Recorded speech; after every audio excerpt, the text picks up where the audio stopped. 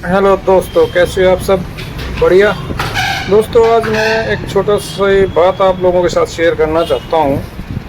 आज मुझे पता लगा कि अपने शहर में एक नई संस्था और बन गई है, सर्व समाज कल्याण गौ कल्याण समिति के नाम से, कुछ शायद ऐसा है, कुछ सर्व समाज के नाम से।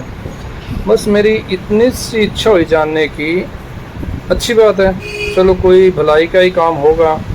अब ये संस्था बनी है तो कुछ सोच समझ के बनी है, और सर्व समाज के नाम से बनी है, तो इसको किस समाज ने मतलब कि बोला, बनाया, कुछ अगर किसी को पता हो तो कमेंट ज़रूर करें।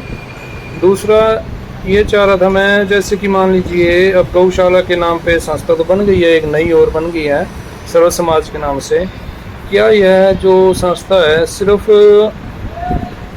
जो गौशाला के अंदर गौओं के साथ गलत काम हो रहा है उनको प्रति ही बनी है, या जो सड़क पर आवारा पशु घूम रहे हैं, गऊ हैं, जिनको हम गौ माता भी कहते हैं, उनके लिए भी कोई सुधार का काम करेगी?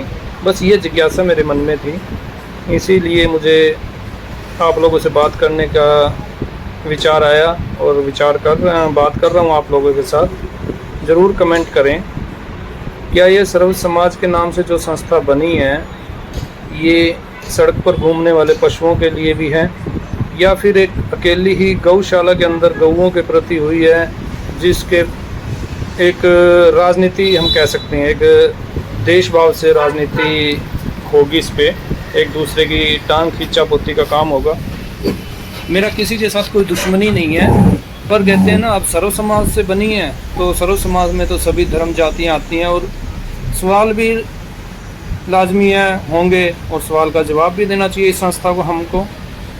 मैं इस संस्था से ही बात करना चाहता हूँ, क्या ये सिर्फ जो गौशालाओं के अंदर होने वाले गौओं के प्रति दुर्व्यवहार को उसको ही देखेगी, या सड़क पर जो पशु घूम रहे हैं उनके साथ जो गलत हो रहा है उसके लिए भी ये कोई कदम उठाएगी, या सिर्फ ये बातें हवा हवाई रह जाएंगी?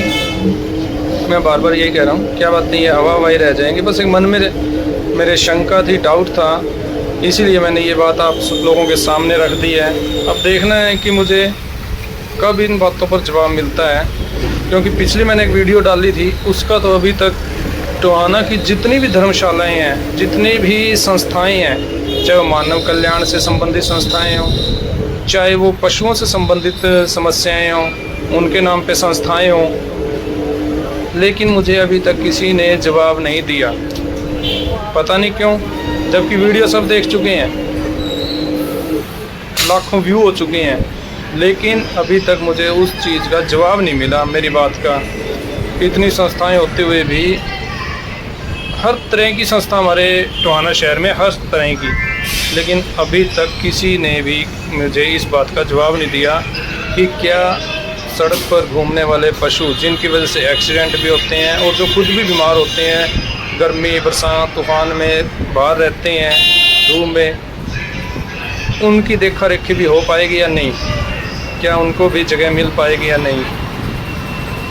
या ये जो सर्व समाज संस्था बनी है गौओं के नाम पे, ये सिर्फ़ और सिर्फ गौशालाओं के ऊपर राजनीति होगी, या सच में ही ये सर्व समाज की जो संस्था बनी है सही तरीके से काम करेगी?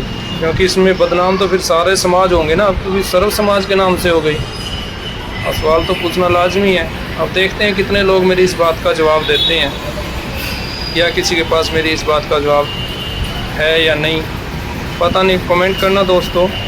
मेरी किसी से कोई जातिगत दुश्मनी नहीं है, मेरी बात से अगर किसी का दिल दुखा हो तो मैं माफ़ी चाहूँगा मेरे दोस्तों, मुझे माफ़ करना, क्योंकि मेरा किसी का दिल दुखाने का कोई इच्छा नहीं है। बस मन में जो सवाल आया वो आप लोगों के सामने रख दिया। धन्यवाद।